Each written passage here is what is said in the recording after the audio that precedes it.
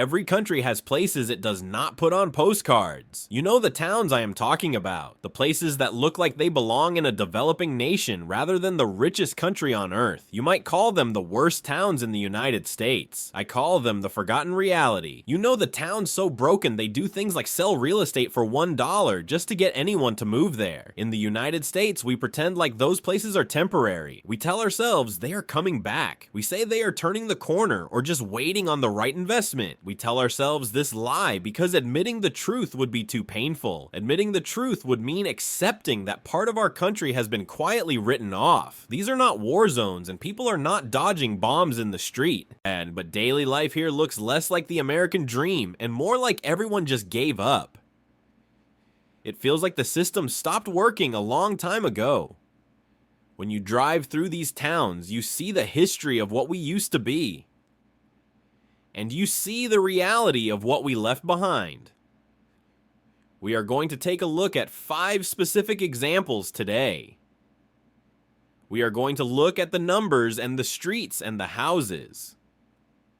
But more importantly, we are going to look at what it actually feels like to live there. This is not about mocking these places. It is about understanding why they failed. Number 5, Cairo, Georgia.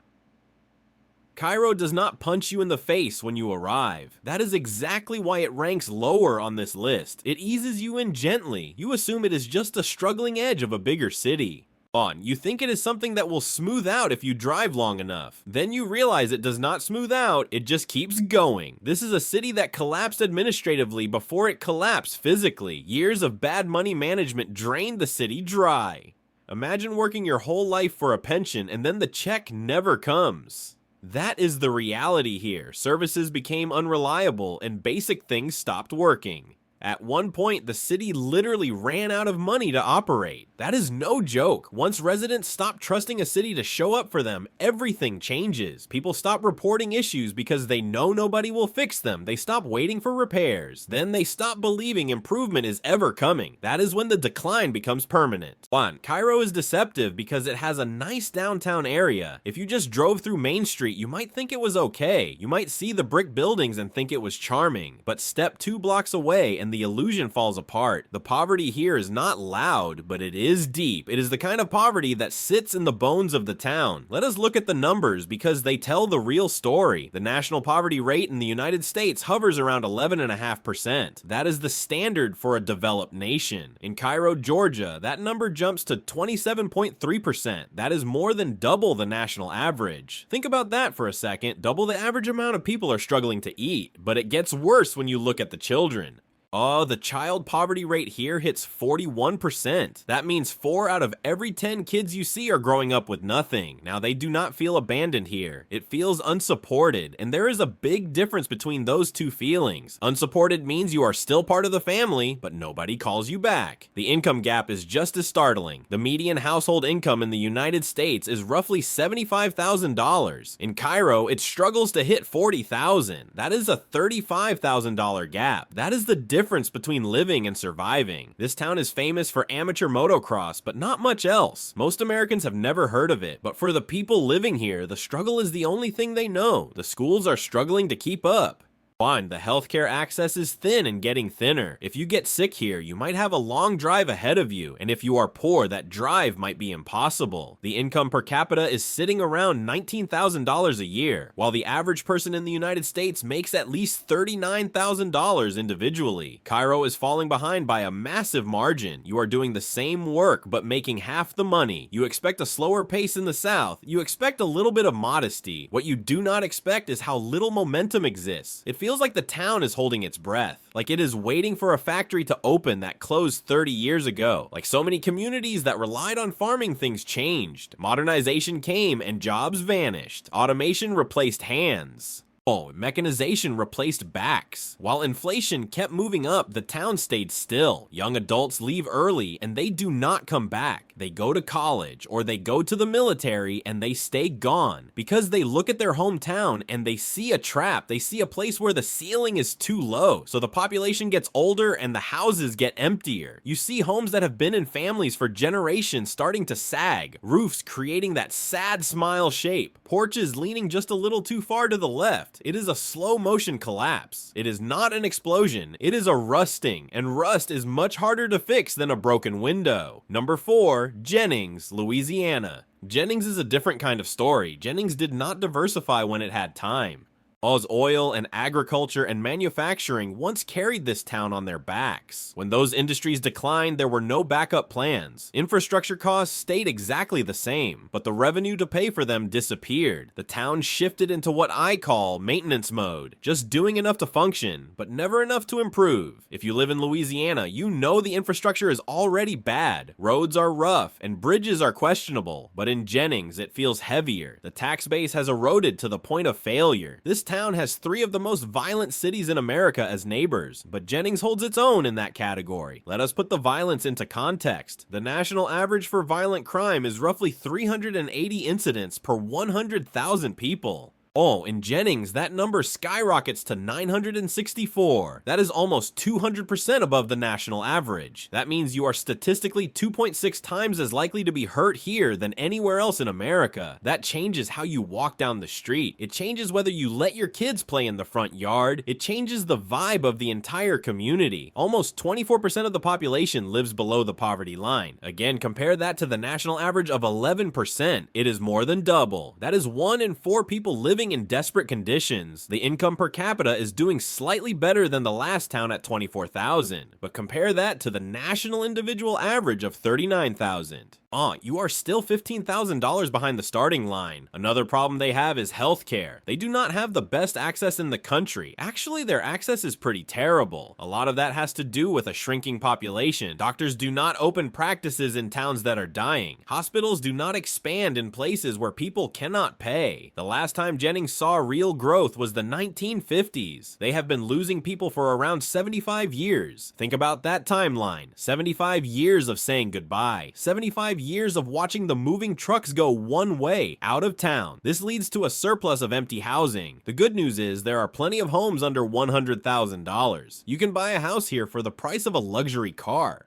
But you have to ask yourself why it is so cheap. You are buying the walls and the roof, but you are also buying the neighborhood. You are buying the crime rate. You are buying the lack of a hospital. It is a package deal. When you walk around Jennings, you feel the weight of the past. You see buildings that used to be something important, maybe a bank or a department store. Now they are empty shells or discount shops. It is a visual reminder of what used to be. The environmental contamination in the region does not help either. It makes redevelopment expensive and unattractive. Nobody wants to build a new business on land that might be toxic, so the land sits there, and the weeds grow, and the fences rust. It is a cycle that feeds itself. No jobs means no money. No money means no taxes. No taxes means no repairs. No repairs means people leave. People leaving means no jobs. Jennings is stuck in that loop, and it is spinning faster every year. It is not just about being poor. It is about being trapped. It is about the feeling that tomorrow will look exactly like today, only a little bit more broken. Number 3, Tallulah, Louisiana. Tallulah feels structurally overwhelmed. This is where high poverty intersects with weak infrastructure. When something breaks here, there is rarely money to fix it. Farming and rail once anchored this town. When they faded, the decline accelerated. There was no diversification and no recovery cycle, just failure. This town has an odd amount of abandoned homes. They have been abandoned so long, it looks like the earth is taking them back. Vines growing through the living rooms. Your trees pushing up through the porches. It looks like a movie set for the end of the world, but people still live here. I watched a couple of videos online about the area. The vibe is tense. You have rural gangs and you have people on edge.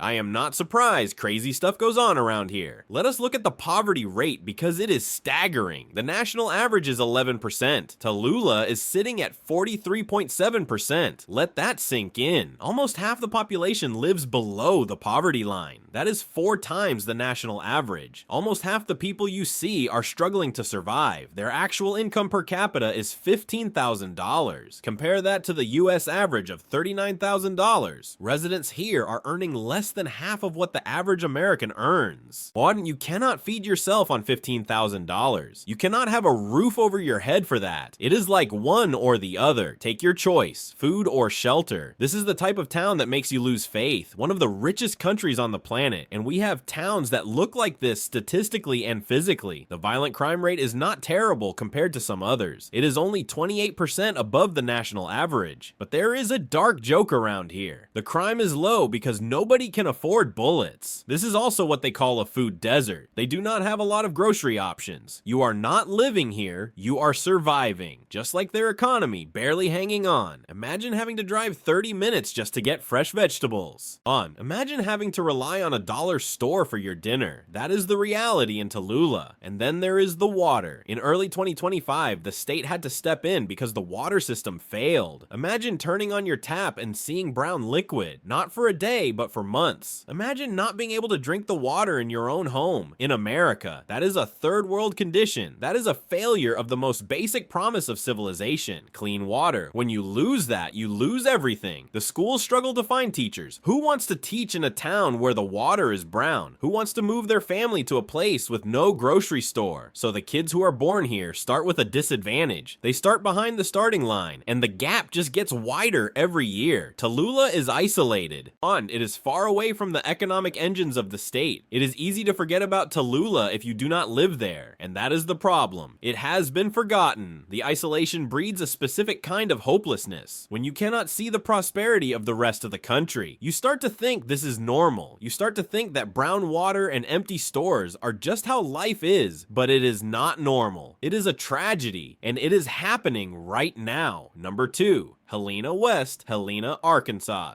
I find this place strange. It pops up on a lot of lists. Whenever things really start looking like they are going to suck something from Arkansas, fits the bill. And in a lot of cases, it is Helena West, Helena. This is another one I felt a little guilty about showing homes. But they have plenty that look abandoned, so why not?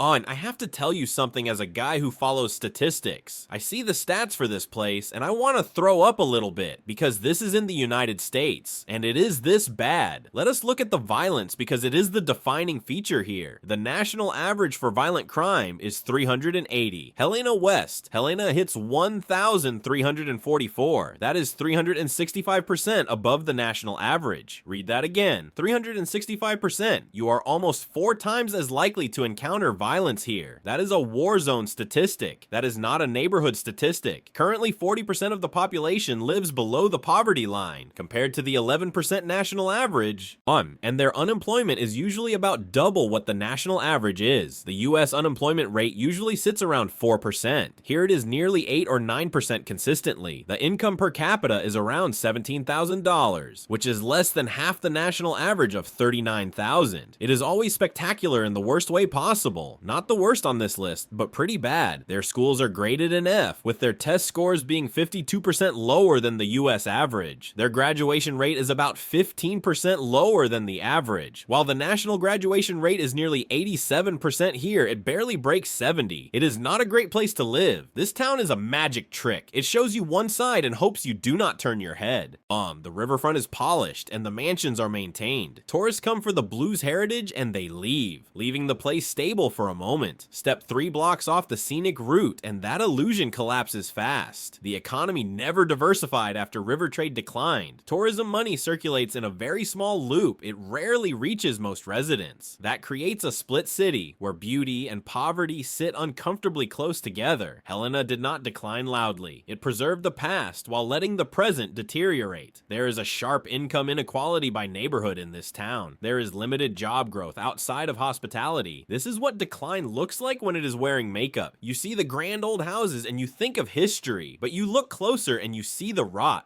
You see the boarded windows on the historic streets. You see the grass growing in the cracks of the sidewalk. It is a ghost town that has not admitted it is dead yet. The violence is the result of desperation. When 40% of people are poor, desperation is the only currency left. People do what they have to do to survive, and sometimes that means crime. It creates a culture of fear. Old people do not leave their homes after dark. Parents do not let their kids walk to school. The community trust is broken, and once that trust breaks, it is very hard to glue it back together. Helena West.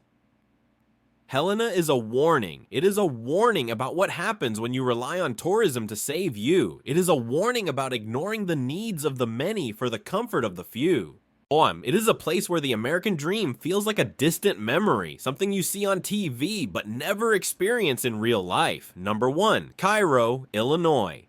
Cairo does not feel poor, it feels post-occupancy. The entire town looks like an old motel that shut down 20 years ago, and nobody has been back since. This was once a really nice town. It is at the confluence of the Ohio and Mississippi rivers, so they had a lot of river traffic back in the day. Well, as that industry faded, they really did not have much else. It is sort of out there by itself in this weird world of farmland and rivers. The weird thing is, you are only like 5 minutes from 4 different states. Illinois, where it is in, but you have Missouri and Arkansas and Tennessee and Kentucky. This was a strategic river city that should have thrived but it was hollowed out by racism and disinvestment. Infrastructure failures and political paralysis killed it. When people left, the systems followed. Levees failed and businesses closed. Schools emptied and entire neighborhoods vanished. Cairo had a long history of racism going back to the 1930s. Right around that time is when they started their decline. The last census where they gained population was 1940. By the 1960s, all the race issues had come to a head. From that point on, the place started clearing out. In 1940, they had over 14,000 residents. Currently, it is less than 1,600. Think about that population collapse. While the total US population has more than doubled since 1940, Cairo has lost 90% of its people.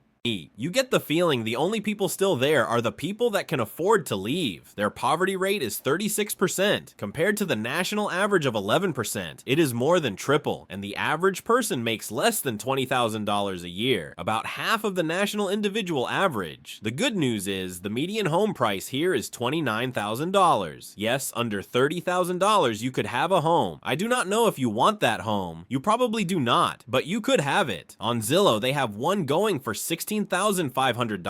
Now, the picture they have on Zillow does not match the street view, so I am not sure what is what with that one. But for $16,000, you could own a home. Now, there are some problems. They have not had a full-service grocery store in years. They have a large section that is completely abandoned. Basically, Cairo feels like a place the country quietly moved on from, without saying goodbye. You walk down Commercial Avenue and it is silence. Complete silence. The storefronts are empty. The signs are faded to white. It looks like everyone just stood up and walked away one day. There are massive floodgates that surround the town. They look like fortress walls. They were built to keep the river out. But now they feel like they are keeping the town in, like a quarantine zone. It is a surreal experience to stand there, to see a city grid with no city, to see fire hydrants in the middle of a field where a block of houses used to be. The streets are still there, but the life is gone. It is a monument to failure. A monument to what happens when you let hate and bad economics drive the bus. Buying a house here for $16,000 is not an investment. It is buying a tombstone. You are buying a piece of a dead city. There are no jobs coming back to Cairo. There is no secret plan to save it. It is just sitting there at the bottom of the state, slowly returning to the dirt. It is the ultimate example of a third world condition in America, because the most third world thing of all is abandonment. It is the realization that nobody is coming to save you, that you are on your own, and in Cairo, Illinois, you are truly on your own. That is the list for today. If you found this information useful, give the video a thumbs up. It helps the channel, and it helps other people find this warning. Let me know in the comments if there is a town I missed. I read every single one of them. Now go out there, have a great day, and be nice to each other.